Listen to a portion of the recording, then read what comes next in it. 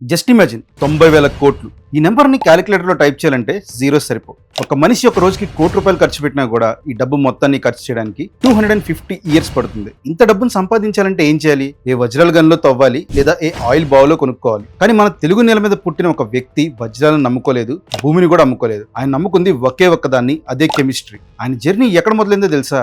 అమెరికాలోని ఒక చిన్న రెస్టారెంట్ లో ప్లేట్లు కడిగే కుర్రాడిగా జేబులో చిల్లి గవ్వలేదు. అప్పు చేసుకున్న ఫ్లైట్ టికెట్ చేతిలో మిగిలింది జస్ట్ $7 మాత్రమే. ఆకలిస్తే తినడానికి డబ్బులు లేక పిజ్జా డెలివరీ చేసిన చేతులవి. కానీ ఈ రోజు అదే చేతులు భారతీయ ఫార్మా రంగం యొక్క తలరాతను మార్చేస్తున్నాయి. అమెరికా, యూరోప్ లాంటి దేశాలు మా ప్రాణాలు కాపాడే మందులు మాకు కావాలి దేహి అని చెప్పి అడిగేలా చేసిన తెలుగు బిడ్డ, ప్రపంచంలోనే అత్యంత ధనవంతుడైన సైంటిస్ట్, దివీస్ లాబొరేటరీస్ అధినేత డాక్టర్ మురళీ దివి. ఒక ఫెయిల్యూర్ స్టూడెంట్ 90,000 crores సామ్రాజ్యాన్ని ఎలా కట్టారు? చైనా అనే రాక్షసుడిని తన కెమిస్ట్రీ అనే ఆయుధంతో ఎలా ఓడించారు? డాక్టర్ రెడ్డి గారి నీడ నుంచి బయటికి వచ్చి సొంతంగా సూర్యుడిలా ఎలా వెలిగారు? ఇది జస్ట్ ఒక డబ్బు కథ కాదు, ఇది ఒక మనిషి సంకల్ప కథ. ఈ రోజు ఆ ఫార్ములాని డీకోడ్ చేద్దాం. Let's dive in.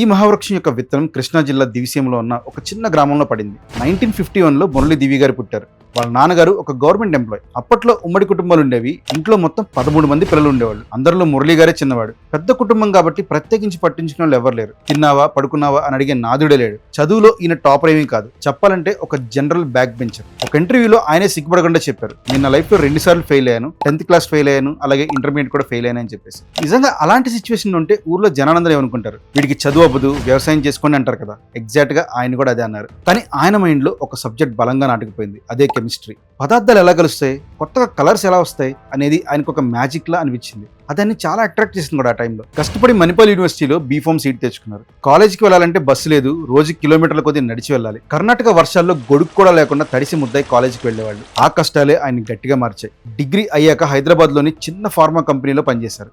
జీతం జస్ట్ ₹250 మాత్రమే నెలకి. ఫ్రెండ్స్, జస్ట్ ఇమాజిన్ చేసుకోండి, 250 రూపీస్ శాలరీ తీసుకున్న వ్యక్తి ఈ రోజు 90,000 crores కి ఎలా ఎదిగారు? ఇక్కడే ఆయన యూజ్ చేసింది చాణక్యనీతి 1, విద్యాదానం. చదువు అంటే మార్కులు కాదు, సబ్జెక్ట్ మీద పట్టు. ఆ కెమిస్ట్రీ నాలెడ్జే ఆయన్ని భవిష్యత్తులో కాపాడింది, ఇంత పెద్ద స్థాయికి తీసుకొచ్చి కూర్చోబెట్టింది. 1976లో మురళీ దివి గారికి 25 years.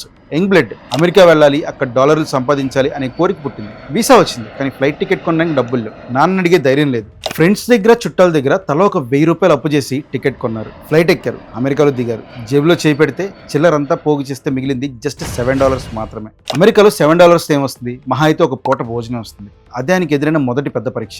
ఉండడానికి ఇల్లు కూడా లేదు. ఫ్రెండ్స్ రూమ్ లో కార్పెట్ మీద, నేల మీద పడుకునేవాళ్ళు. ఆకలి వేస్తే తినడానికి డబ్బుల్లో. బ్రతకడం కోసం ఒక రెస్టారెంట్ లో ప్లేట్లు కడిగే పనిలో చేరారు. వీకెండ్స్ లో పిజ్జా డెలివరీ బాయ్ గా చేశారు. ఇండియాలో డిగ్రీ చదివిన కుర్రాడు అమెరికాలో ప్లేట్లు కడుగుతున్నాడు.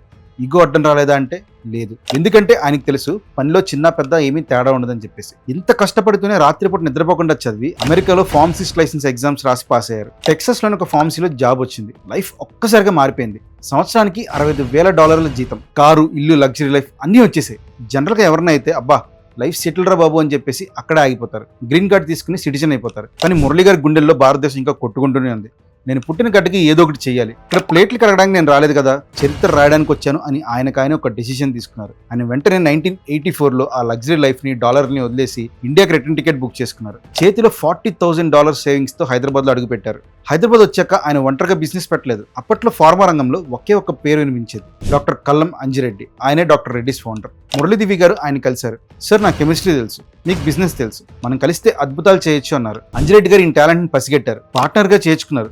అలా కెమియోర్ డ్రగ్స్ మొదలైంది. దాదాపు 6 ఏళ్లు ఈ గురు శిష్యుల కాంబినేషన్ ఫార్మా ఇండస్ట్రీని షేక్ చేసేసింది. మురళీ దివి గారు టెక్నికల్ గా జీనియస్. ఇబుప్రోఫెన్ అనే పెయిన్ కిల్లర్ ని తయారు చేయడంలో ప్రపంచంలో ఎవరు చేయని తక్కువ ఖర్చుతో కాస్ట్ ఎఫెక్టివ్ ప్రాసెస్ ఒకదాన్ని కనిపెట్టారు. అంతే, ఆ ఒక్క దెబ్బకి కంపెనీ లాభాల్లోకి దూసుకెళ్లిపోయింది. కానీ 1990sలో ఒక చిన్న ఐడియాలజికల్ డిఫరెన్స్ వచ్చింది. అంజిరెడ్డి గారు మురళీ గారి దగ్గరికి వచ్చి, మురళీ మనం రిస్క్ చేద్దాం, కొత్త మందులు కనిపెడదాం, సక్సెస్ అయితే హిస్టరీ అవుతుంది, ఫెయిల్ అయితే జీరోలో ఉంటాం, మహా అయితే అంతకంటే ఏముంటుందిలే అన్నారు. కానీ మురళీ గారు దానికి కంప్లీట్ ఆపోజిట్ గా ఇంకొకలా ఆలోచించి వేరొక సజెషన్ ఇచ్చారు. వద్దు సార్, డ్రగ్ డిస్కవరీ అంటే జోదం లాంటిది, వేల కోట్లు ఖర్చు అయిపోతాయి. దానికి బదులు పెద్ద పెద్ద కంపెనీలకు కావాల్సిన ఇంగ్రీడియంట్స్ లైక్ ఏపీఎస్ ఉంటాయి కదా, వాటిని తయారు చేసి మనం ఇద్దాం అని చెప్పి అన్నారు. అది చాలా సేఫ్, చాలా ప్రాఫిట్ కూడా అని చెప్పారు. ఇద్దరు దారులు ఒక్కసారిగా వేరైపోయాయి. కానీ వాళ్ళిద్దరు గొడవ పడలేదు, వాళ్ళిద్దరు వచ్చిన ఈగోలు కూడా లేవు, చాలా హుందాగా విడిపోయారు. మురళీ దివి గారు తన వాటాలు అమ్మేసి బయటకు వచ్చేసారు.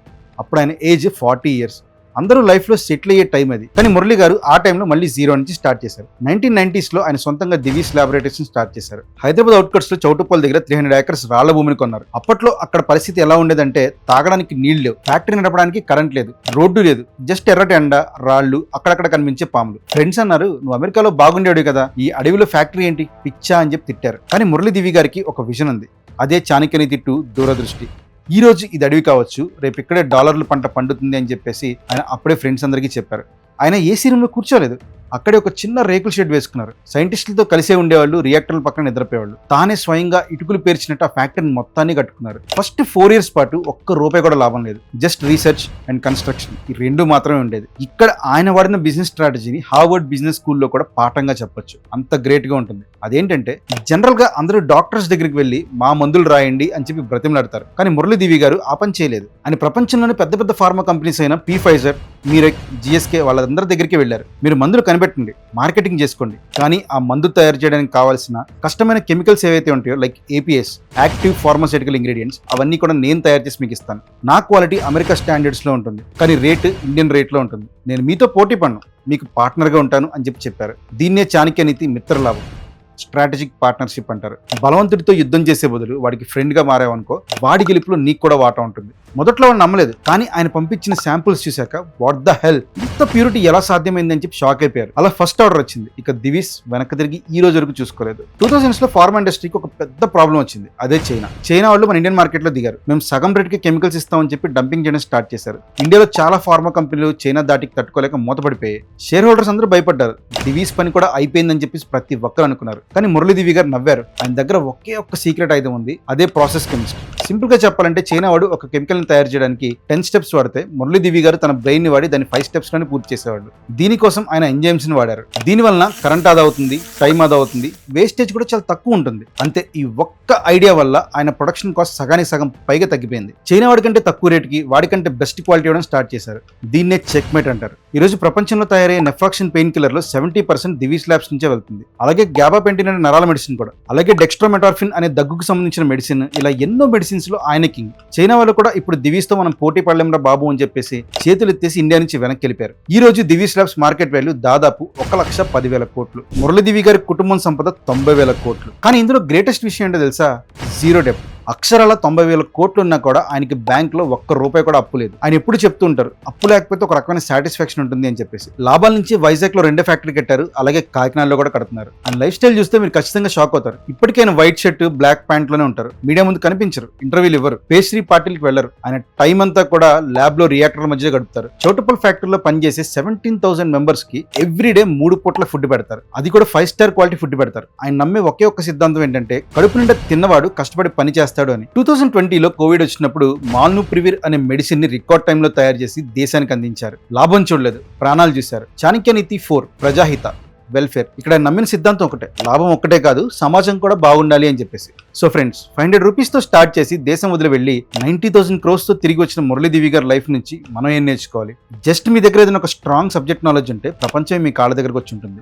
డిగ్రీలకు అది ఇంపార్టెంట్, స్కిల్ చాలా ఇంపార్టెంట్. అందరూ చేసే పనే చేయండి, కానీ కొత్తగా చేయండి. అప్పు చేసి ఆర్భాటాలకు పోవద్దు, ఉన్నదాంతోనే ఎదగండి అనేది ఆయన సిద్ధాంతం. అమెరికాలో లగ్జరీ లైఫ్ ను వదిలేసి ఇండియాకి వచ్చి ఇక్కడ ఫ్యాక్టరీలు కట్టి వేల మందికి అన్నం పెడుతున్న ఆ మనసుకి హ్యాట్స్ ఆఫ్. ఒక సామాన్య రైతు బిడ్డ ప్రపంచ ఫార్మా రారాజుగా ఎదిగిన తీరు మీకు నచ్చిందా? ఆయన చేసిన కెమిస్ట్రీ మ్యాజిక్ కి మీరు ఫిదా అయ్యారా? అయితే కామెంట్స్ లో సైన్స్ కా బాప్ అని చెప్పి టైప్ చేయండి. ఇప్పటిదాకా మనం ఫార్మా టెక్నాలజీ గురించి తెలుసుకున్నాం, కానీ మన తెలుగు రాష్ట్రాల్లో ల్యాండ్ వాల్యూ తెలిసిన ఒక మునగాడు ఉన్నాడు. ఒక చిన్న విలేజ్ నుంచి వచ్చి సినిమా ఇండస్ట్రీని, రియల్ ఎస్టేట్ ని తన గుప్పెట్లో పెట్టుకున్న కింగ్. మనకి రియల్ ఎస్టేట్ లో చాలా మంది పెద్దోళ్ళు ఉన్నారు, కానీ ఈయన యంగ్స్టర్ అనమాట. చెన్నైలోని ఈసీఆర్ రోడ్ మొత్తం ఈయన పేరు మీద నడుస్తుంది. సినిమా తీస్తే ప్రభాస్ లాంటి స్టార్స్ ఉండాల్సిందే, వెంచర్ వేస్తే 100 ఎకరాలు ఉండాల్సిందే. రియల్ ఎస్టేట్ రారాజు ఆదిత్యరామ్. ఆయన జీరో నుంచి హీరోలా ఎలా అయ్యారు, ఆ real estate and cinema business secrets ఏంటో తెలుసుకోవాలంటే ఇప్పుడే మన ఛానల్ సబ్స్క్రైబ్ చేయండి. నెక్స్ట్ వీడియో వరకు ఖచ్చితంగా వెయిట్ చేసి చూడండి. Until next time, experiment, innovate, win. జై హింద్.